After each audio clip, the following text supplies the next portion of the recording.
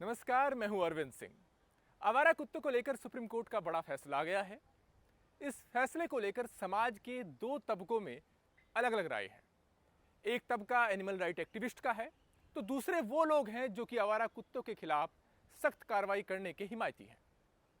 अगले कुछ मिनट में इस वीडियो के जरिए हम सुप्रीम कोर्ट के फैसले पर चर्चा करेंगे और ये समझने की कोशिश करेंगे कि आखिर सुप्रीम कोर्ट ने क्या कहा है और इस फैसले के असल निहितार्थ क्या है।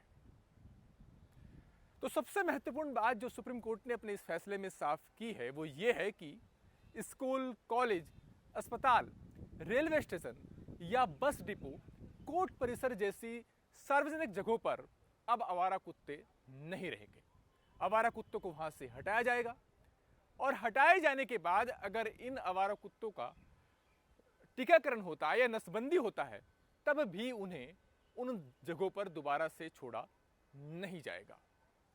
इस आदेश में बदलाव को लेकर के कई याचिकाएं सुप्रीम कोर्ट में दायर की गई थी, लेकिन सुप्रीम कोर्ट ने उन याचिकाओं को खारिज कर दिया। इसका मतलब ये कि इस बारे में जो सुप्रीम कोर्ट का पुराना आदेश था वो बरकरार रहेगा और अगर स्कूल, कॉलेज, अस्पताल, रेलवे स्टेशन या बस डिपो से आवारा कुत्तों को हटाया जाता है तो उसके बाद उन्हें सिर्फ और सिर्फ शेल्टर होम में ही रखा जाएगा। दोबारा से इन जगहों पर उनकी वापसी नहीं होगी। एक और महत्वपूर्ण बात यह समझने लायक है कि सुप्रीम कोर्ट ने यह नहीं कहा है कि कहीं पर भी गली में, सड़क पर, पार्क में कहीं भी अगर आवारा कुत्ते मिल जाएंगे तो उनको वहां से हटा करके शेल्टर होम में रखा जाएगा। सुप्रीम कोर्ट ने बाकायदा कुछ चुनिंदा पब्लिक प्लेसेज का जिक्र किया है, जिनका मैंने भी आपको अभी जानकारी दी कि चाहे वो अस्पताल हो, चाहे वो स्कूल हो या कॉलेज हो, रेलवे स्टेशन या बस डिपो, ऐसे जो पब्लिक प्लेसेज हैं सिर्फ वहीं से ही आवारा कुत्तों को हटा करके शेल्टर होम में रखा जाएगा।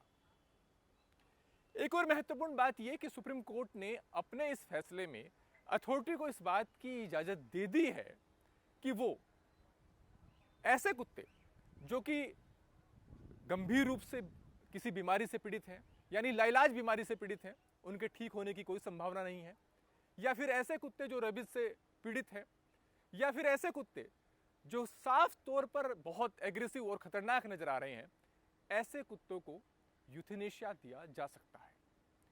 यूथेनेशिया का यहां पर मतलब यह है कि इस तरह की कैटेगरी में आने वाले कुत्तों को अथॉरिटी अगर चाहें तो उन्हें बिना परेशानी के शांतिपूर्ण तरीके से मौत दे सकते हैं।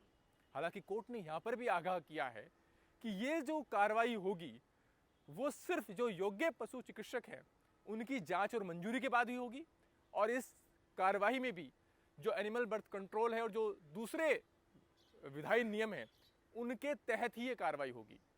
यानी कोर्ट ने ये बात को कहा है कि नियमों के मुताबिक खतरनाक नजर आने वाले गंभीर रूप से जो बीमारी से पीड़ित कुत्ते हैं उनको मारने की इजाजत दी जा सकती है, यूथेनेशिया की इजाजत दी जा सकती है, लेकिन वो सिर्फ नियमों के तहत होगी।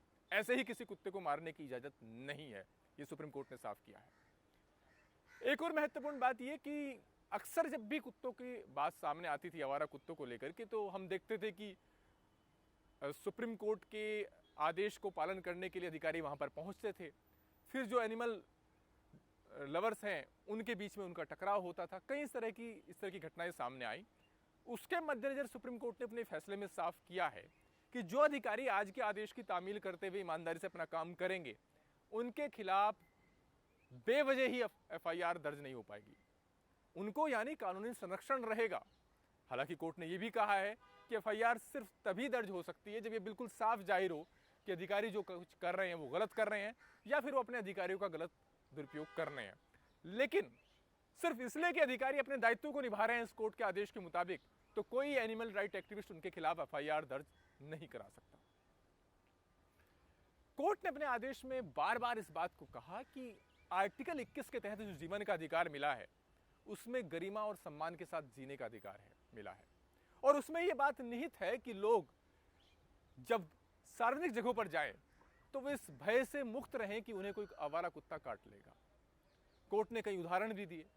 कोर्ट ने गंगानगर का उदाहरण दिया जहां एक महीने में 1000 से ज्यादा कुत्तों के काटने की घटनाएं हुई हैं। तमिलनाडु का हवाला दिया जहां पिछले 4 महीनों में 2 लाख से ज्यादा डॉग बाइट्स की घटनाएं सामने आई हैं। कोर्ट ने यह कहा कि हमारे सामने इस तरह की घटनाओं की बातें रखी गई हैं जो साफ नज़र आती हैं कि किस तरीके से आवारा कुत्ते बच्चों को, बुजुर्गों को, यहाँ तक कि विदेशी यात्रियों को अपने हमले का निशाना बना रहे हैं। और ऐसे में सरकार हाथ पर हाथ रखकर नहीं बैठ सकती और कोर्ट भी इस जमीनी हकीकत से अपनी आंखें बंद नहीं कर सकता। कोर्ट ने सरकारों की इस बात को लेकर आलोचना भी की कि जो अभी की व्यवस्था है, यानी एनिमल बर्थ कंट्रोल जो नियम है, उनको सही तरीके से, प्रभावी तरीके से लागू नहीं किया गया। कोर्ट ने कहा कि अगर राज्य समय रहते वैक्सीनेशन को लेकर के या नसबंदी को लेकर के या जरूरी सुविधाओं को विस्तार को लेकर के समय रहते पहल करते तो शायद स्थिति इतनी भयानक नहीं होती। और अब जो कार्रवाई होती नजर आती है वो सिर्फ घटना हो जाने के बाद नजर आती है। और यही वजह है कि कोर्ट ने अधिकारियों को आगाह किया है कि अब उन्हें सुप्रीम कोर्ट के इस आदेश का पालन करना ही होगा।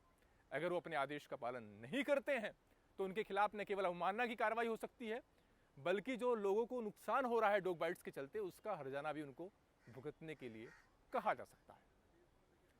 सुप्रीम कोर्ट ने अपनी ओर से कुछ दिशा निर्देश भी जारी किए हैं।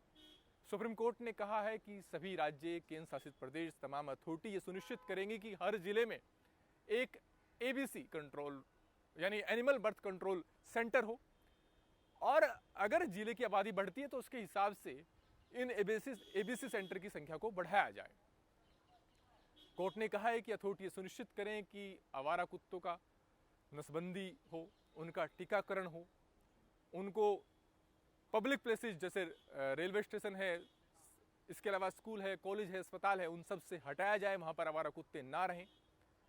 कोर्ट ने कहा है कि जो सरकारी अस्पताल हैं उनमें एंटी रेबीज मेडिसिन हो, कुत्तों के काटने के बाद होने वाला जो इलाज है उसकी सुविधाएं उपलब्ध हों। कोर्ट ने national highway authority of India से भी कहा है कि वो ये सुनिश्चित करे कि जो राष्ट्रीय राजमार्ग है या नेशनल एक्सप्रेस वे है वहाँ पर कोई भी आवारा पशु नजर ना आए, उनकी मॉनिटरिंग की जा सके, उनको वहाँ से हटाकर शेल्टर होम में रखा जा सके, इसकी व्यवस्था की जाए।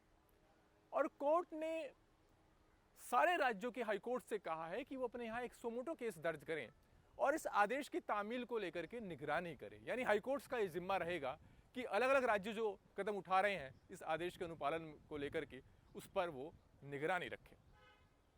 और कोर्ट ने ये भी कहा अपने इस आदेश में कि पहले भी हम कई आदेश देते रहे हैं लेकिन उसका सही तरीके से अमल नहीं हो रहा है, और अगर इस बार भी अमल नहीं हुआ तो हम ये मानेंगे कि अदालत की अवमानना हो रही है और ऐसे अधिकारियों के खिलाफ, ऐसे अथॉरिटीज के खिलाफ अवमानना की कार्रवाई शुरू हो सकती है। बहरहाल ये तो रहा सुप्रीम कोर्ट का आज का फैसला, इसकी अहम बातें जो मैंने आपके सामने रखी। लेकिन इस फैसले को लेकर, जैसा मैंने शुरुआत में भी जिक्र किया था कि एनिमल राइट एक्टिविस्ट और कुत्तों पर सख्त कार्रवाई के हिमायती दोनों पक्ष इस फैसले को अपनी अपनी नज़र से देख रहे हैं। और आवारा कुत्तों को लेकर सुप्रीम कोर्ट ने भले ही फैसला दे दिया हो, लेकिन मुझे नहीं लगता कि इसको लेकर के बहस अभी खत्म होने वाली है। कैमरा पर्सन रंजन रस्तोगी के साथ अरविंद सिंह, जी मीडिया।